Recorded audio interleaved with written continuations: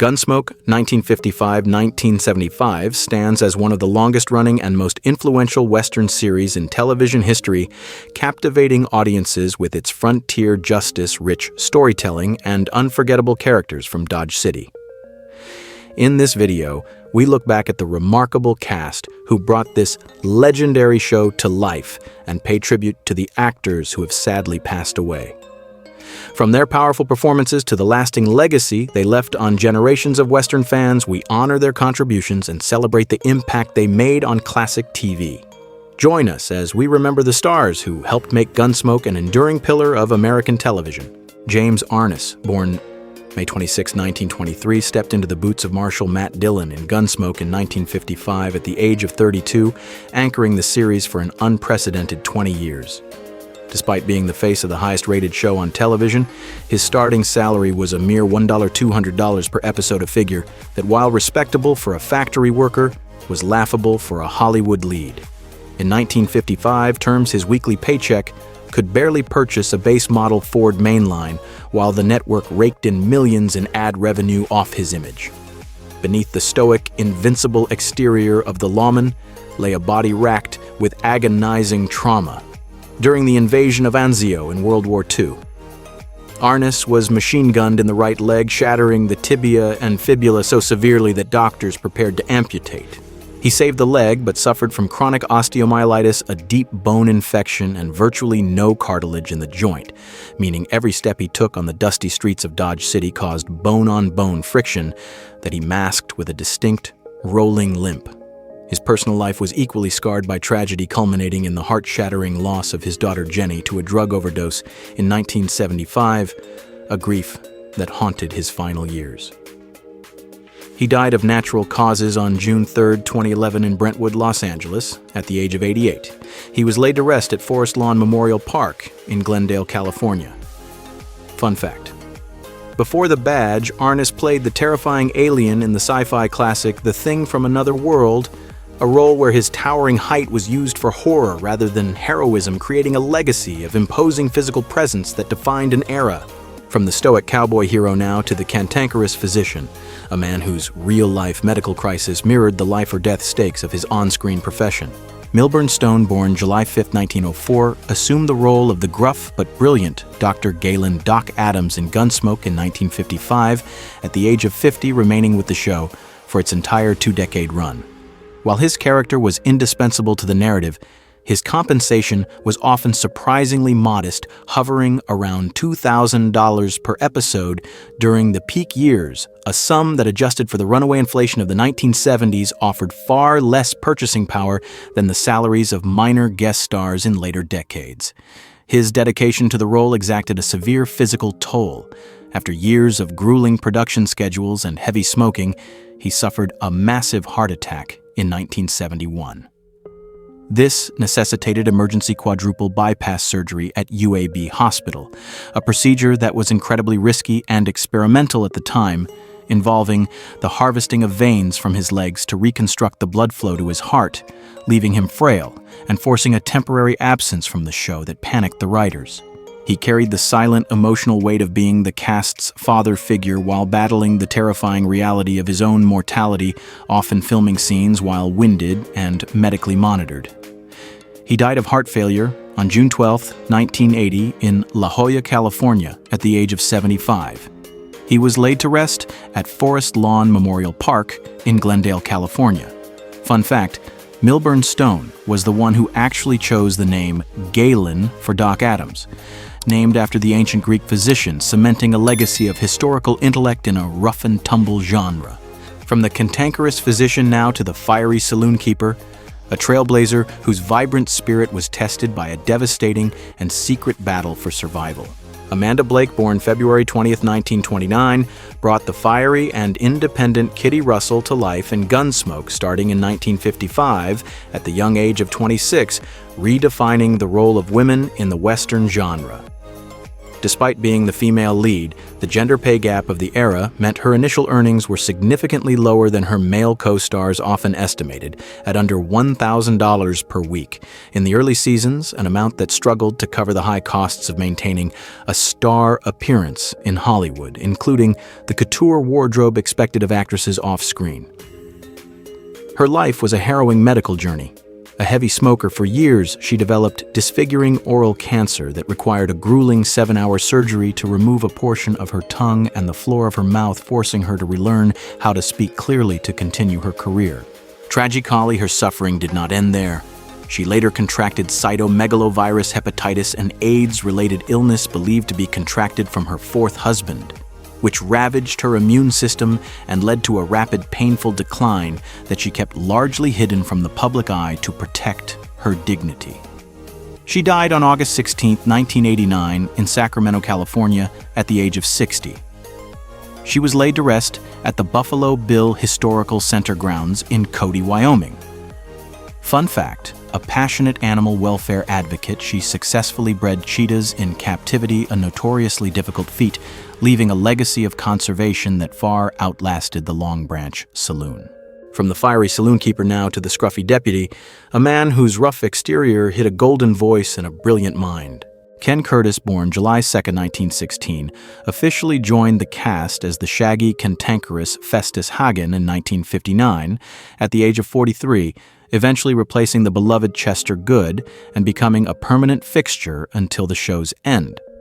Though he became an inseparable part of the Gunsmoke legacy, his initial financial footing was precarious. Entering as a replacement, his salary was significantly lower than the established leads. Yet by the 1970s, he was earning a comfortable income that, while substantial, was constantly eroded by the rampant stagflation of the era. His paycheck in 1974 bought significantly fewer groceries and acres of ranch land than it would have a decade prior. His life was a study in suppressed identity and emotional endurance despite playing an illiterate hillbilly. Curtis was a highly educated man who had attended medical school and possessed a baritone voice so refined he'd replaced Frank Sinatra in the Tommy Dorsey Band. The pain he carried was often the crushing weight of fan rejection. For years, he endured hate mail and cold shoulders from a public that refused to accept him as Dennis Weaver's replacement, a psychological toll that required immense resilience to overcome while he worked grueling 14-hour days in heavy felt clothing under the baking California sun. He died in his sleep of a sudden heart attack on April 28, 1991, in Fresno, California, at the age of 74. He was laid to rest at Greenwood Memorial Park in Fort Worth, Texas. Fun fact: Curtis was the son-in-law of legendary director John Ford, a connection that often got him cast in roles, but it was his own comedic genius that turned Festus into a cultural icon.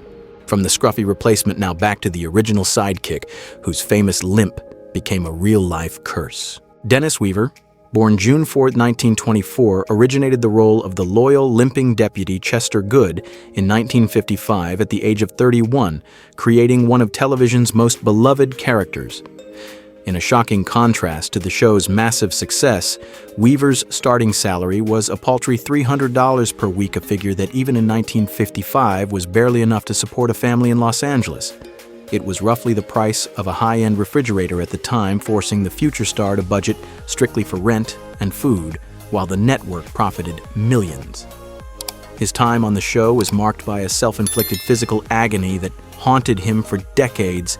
To make Chester distinct, Weaver improvised a stiff-legged limp, not realizing the devastating orthopedic consequences. Consistently walking with a feigned limp for 9 years threw his spine out of alignment and caused severe chronic back pain and hip issues that required years of yoga and chiropractic therapy to correct long after he left the series. He died of complications from cancer on February 24, 2006 in Ridgeway, Colorado, at the age of 81. He was laid to rest at Ridgelawn Cemetery in McAlester, Oklahoma. Fun fact: Weaver was a world-class athlete who barely missed making the 1948 U.S. Olympic team in the decathlon, making his portrayal of the physically limited Chester an even more impressive feat of acting. From the limping deputy now to the gentle giant, a horror icon who faced a terrifying real-life monster on set. Glenn Strange, born August 16, 1899, took over the Long Branch Saloon as Sam Noonan in 1961 at the age of 50, bringing a towering, comforting presence to the show's chaotic brawls. As a veteran character actor rather than a headline star, his earnings were modest, often paid at a day-player rate that, when adjusted for the cost of living in Hollywood, amounted to a middle-class wage enough to maintain his lifestyle, but leaving little room for the luxuries enjoyed by the main cast. His final years on the show were a secret, heartbreaking battle against mortality. In 1972, he was diagnosed with terminal lung cancer, a diagnosis he largely kept from the cast to avoid disrupting production. He continued to film episodes while undergoing draining treatments, his breathing laboring in the smoke-filled saloon sets, literally working until he physically collapsed. He died on September 20th, 1973 in Los Angeles at the age of 74, just 2 months after speaking at the funeral of his best friend, Lon Chaney Jr. He was laid to rest at Forest Lawn Memorial Park in Hollywood Hills, California. Fun fact: before pouring drinks in Dodge City, Strange was the face of Universal terror, playing Frankenstein's monster in 3 films in the 1940s, often taking coaching from Boris Karloff himself.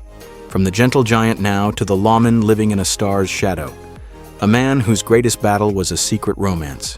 Ted Jordan, born May 23, 1924, became the reliable freight agent Nathan Burke in Gunsmoke in 1961 at the age of 37, appearing in over 100 episodes as a pillar of Dodge City's background life.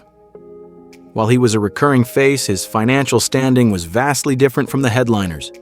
Jordan earned a standard day player rate for much of his tenure, often netting less than $400 per episode, a sum that, while decent for a week's work, held little purchasing power in the high inflation economy of 1970s Los Angeles, barely enough to cover a month's rent in a modest apartment, forcing him to hustle for other minor roles to stay afloat.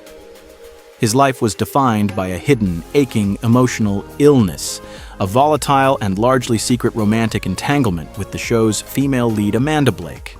This relationship, detailed in his later memoirs, left him with deep psychological scars and a sense of professional inadequacy as he lived in the shadow of the woman he loved but could never fully claim. Physically, he suffered from the silent, grinding ailments of a working actor, chronic hypertension, and the wearing down of joints from decades of on-set movement without the luxury of stunt doubles. He died of natural causes on March 30, 2005, in Palm Desert, California, at the age of 80. He was laid to rest at Forest Lawn Memorial Park in Hollywood Hills, California. Fun fact: Jordan claimed to have an intimate connection with Marilyn Monroe before his time on Gunsmoke, a claim that added a layer of Hollywood mystique to his otherwise workmanlike career. From the reliable lawman now to the town drunk, a role that required a sober mind to play a shattering truth. James Nusser, born May 3, 1905, stumbled into the role of Louis Feeders, the tragic town drunk, in 1956 at the age of 51, turning a caricature into one of the show's most poignant recurring figures. Despite appearing in roughly 80 episodes, his compensation was erratic, paid only for the days he worked, often totaling less than $3,500 per season, a precarious income that left him with the purchasing power of a part-time clerk, struggling to maintain a middle-class existence in a city of millionaires. The physical toll of playing Louis was medically severe. To convincingly portray a man constantly collapsing, Nusser threw his body onto hard wooden boardwalks and dusty streets, hundreds of times resulting in chronic orthopedic trauma, including repetitive strain injuries to his hips and shoulders and severe bruising that he often nursed in silence between takes. He also battled the phantom pain of typecasting, fighting to maintain his dignity and professional reputation while the world saw him only as a pathetic alcoholic, a psychological burden that weighed heavily on his mental health in his later years. He died on June 6, 1979, in Los Angeles, California, at the age of 74. He was laid to rest at Valhalla Memorial Park Cemetery in North Hollywood, California. Fun fact: Nusser was so convincing as Louis that fans would often send him letters urging him to join Alcoholics Anonymous, not realizing he was a sober and dedicated character actor simply doing his job.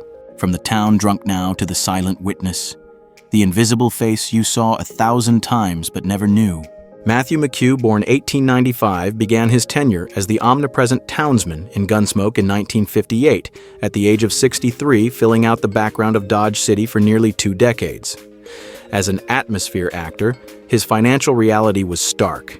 He earned the standard extra rate of roughly $20 to $25 per day, a wage so low that even in the 1960s it barely covered the cost of gas and a hot meal, meaning his entire yearly income from the show likely amounted to less than what James Arness earned in a single hour.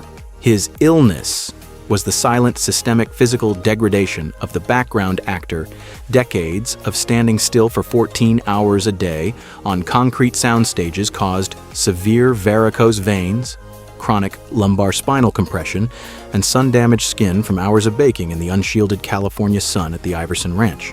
He suffered these ailments without the protection of union healthcare benefits afforded to the stars, bearing the physical cost of the production with zero recognition or medical support.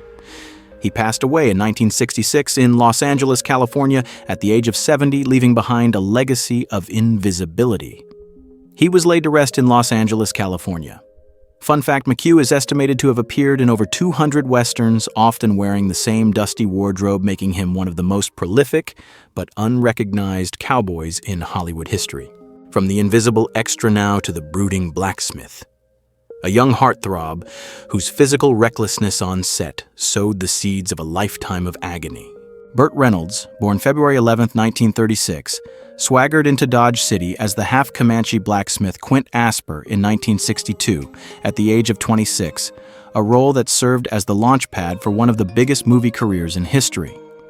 Despite his future status as a box office titan, his Gunsmoke salary was surprisingly pedestrian, estimated at roughly $500 to $750 per episode, a paycheck that, while decent for a bachelor in the early 60s, offered shockingly low purchasing power compared to his later millions. In 1962, this weekly sum could barely purchase a high-end color television set, and after agent fees and taxes, he was left with a working-class wage that forced him to share a modest apartment while the show generated fortunes for CBS. His time in Dodge City was physically devastating. Insisted on performing his own stunts to prove his toughness, Reynolds suffered repeated trauma that haunted him forever. He took hard falls from horses and engaged in brutal fistfights that resulted in microfractures to his vertebrae and significant cartilage damage in his knees. Injuries that were dismissed as growing pains at the time, but eventually deteriorated into chronic debilitating agony that necessitated multiple back surgeries and fueled a notorious reliance on prescription painkillers later in life. He died of cardiac arrest on September 6, 2018 in Jupiter, Florida, at the age of 82. He was laid to rest at Hollywood Forever Cemetery in Los Angeles, California. Fun fact, Reynolds was personally handpicked for the role by Milburn Stone Doc Adams, and his character Quint Asper remains one of the few positive portrayals of mixed-race heritage in 1960s television. From the brooding blacksmith now to the anxious shopkeeper, a familiar face who carried the quiet dignity of the working man to his very last breath. Dabbs Greer, born April 2, 1917, began his long tenure as the nervous but kindly store owner Mr. Jonas in 1956 at the age of 39, becoming the quintessential background texture of the series for nearly 2 decades. While he was a staple of the community, his financial compensation was that of a day player, earning a fluctuating rate of approximately $150 to $250 per day of filming, a sum that, when adjusted for the rampant inflation of the mid-century, provided him with the purchasing power of a modern retail manager rather than a TV star. He often had to scramble for roles in other shows just to maintain a middle-class lifestyle, as his Gunsmoke paychecks alone could not secure a comfortable retirement. His medical history was one of silent endurance. Greer worked prolifically well into his late 80s, but his final years were marred by a battle with severe renal failure and aggressive heart disease. His body worn down by decades of the hurry-up-and-wait stress of film sets slowly shut down, requiring intensive medical management and dialysis that he kept private to ensure he could keep working on projects like The Green Mile. He died on April 28, 2007, in Pasadena, California, at the age of 90 after a lifetime of being that guy everyone recognized but few knew by name. He was laid to rest at Peace Valley Cemetery in Anderson, Missouri. Fun fact, Greer holds the unique distinction of being the minister who married Mike and Carol Brady in the Brady Bunch, officiating one of the most famous fictional weddings in TV history. From the anxious shopkeeper now to the eternal villain, a man who was killed on screen more than almost anyone else in Hollywood history. Morgan Woodward, born September 16, 1925, exploded onto the screen in various villainous guises, most notably as Heavy Zach Johnson starting in 1957 at the age of 32, eventually appearing in a record-breaking 19 episodes, usually as the antagonist. Despite his recurring presence, his income was entirely freelance, with a standard guest star fee of around $1,000 per appearance in the early years, an amount that offered virtually no long-term security. He had to constantly hustle for the next bad guy gig to pay his mortgage, as his income lacked the residuals and stability of the main cast, meaning a slow month could wipe out his savings. The physical price of being a professional villain was brutal. Woodward suffered from chronic orthopedic issues resulting from decades of scripted violence. He was punched, shot, and thrown off horses by James Arness more than any other actor. This repetitive physical trauma led to compressed spinal discs and severe rotator cuff degradation, leaving him with a stiff neck and arthritic shoulders that plagued his mobility, in his later years a literal pain in the neck from a career of getting beaten up. He died on February 22, 2019 in Paso Robles, California at the age of 93. He was laid to rest at Arlington National Cemetery in Arlington, Virginia. Fun fact, Woodward's terrifying sunglass-wearing performance as the man with no eyes in Cool Hand. Luke was so effective that he didn't speak a single line of dialogue, yet it remains his most iconic role. From the eternal villain now to the versatile character actor, a familiar face who secretly battled major heart issues while defining an iconic Western sound. Denver Pyle, born May 11, 1920, began his career in Dodge City, taking on various roles such as Judge Blent and Clab Chummer in Gunsmoke, starting in 1956 at the age of 36. As a dependable supporting actor, his salary in those early years was modest, estimated at around $300 to $500 per episode, a figure that, while stable for a working professional, had minimal purchasing power compared to the show's leads. In the mid-1950s, this sum barely covered basic living expenses in Los Angeles, forcing him to relentlessly pursue continuous work across numerous westerns and television programs. His most profound hidden pain was rooted in personal loss and his silent physical struggle. Following the breakdown of his first marriage in 1970, he struggled with the emotional weight of raising two sons while maintaining his grueling schedule. Medically, he was a heavy smoker and suffered from serious progressing coronary artery disease, a condition that demanded continuous medical management and complex surgeries which he underwent quietly to preserve his ability to play the physically demanding role of Uncle Jesse later in life. He died on December 25, 1997 in Burbank, California at the age of 77 due to metastatic lung cancer that had spread throughout his body. He was laid to rest at Forest Lawn Memorial Park in Hollywood Hills, California. Fun fact, Pyle was an ardent amateur biologist who used his acting income to fund environmental research projects, creating a legacy of conservation alongside his work on screen. From the versatile character actor now to the reliable background man, a hardworking talent who received his greatest acclaim in his 80s, Bill Irwin, born December 2, 1914, began his lengthy tenure on Gunsmoke in 1957 at the age of 43, primarily playing various unnamed townsmen and preachers. As a dedicated blue-collar character actor, his income was highly inconsistent, based primarily on the Screen Actors Guild SAG day rate, roughly $150 to $300 a figure that remained relatively static for years. This provided dangerously low purchasing power against the soaring inflation of the 1960s and 70s, requiring him to take on continuous guest spots in numerous television shows just to afford groceries and rent. Irwin carried a profound, dual-hidden pain he successfully fought and survived early-stage prostate cancer in the 1980s, a disease that required extensive surgery and aggressive radiation therapy that he kept private, fearing that disclosure would jeopardize his ability to secure continuous work. Furthermore, he endured the deep private grief following the tragic death of his son Timothy in 1978 at the age of 25, a sorrowful burden he carried silently while maintaining his professional composure on set. He died on December 29, 2010 in Studio City, California at the age of 96 due to advanced age. He was laid to rest at Forest Lawn Memorial Park in Hollywood Hills, California. Fun fact, despite his decades of prolific anonymous work, he earned his single Emmy Award nomination at the age of 84 for his guest role as Sid Fields in Seinfeld, a testament to his remarkable longevity and commitment. From the reliable background man now to the loyal veteran of the stock company, a son who spent his career fighting a giant shadow. Harry Carey Jr., born May 16, 1921, started appearing in Gunsmoke in 1959 at the age of 38, lending genuine cowboy authenticity to roles like Kelleher and Jake. As a devoted member of director John Ford's stock company, he had steady work, but was not a star. His salary fluctuated, but for his recurring roles on Gunsmoke, he likely earned around $800 to $200 per episode during the peak period, a substantial amount per appearance, but one lacking the stability and perpetual residual checks enjoyed by the main cast, forcing him to constantly chase the next contract. His most significant hidden pain was psychological and hereditary. He spent his entire career struggling under the immense shadow of his legendary father, Harry Carey Sr., one of the greatest stars of the silent and early Western film era.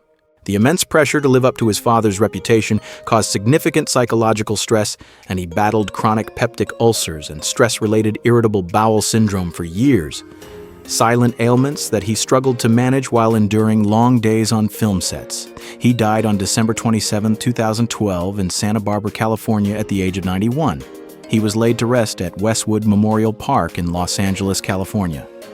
Fun fact, Carey Jr. often served as an unofficial consultant to younger actors on the Gunsmoke set, mentoring them on the traditions and writing techniques of classic Western films, preserving a piece of Hollywood history in the process. Who's your favorite character from Gunsmoke? It's always tough to say goodbye to beloved cast members who are no longer with us. How does that make you feel? Share your thoughts in the comments.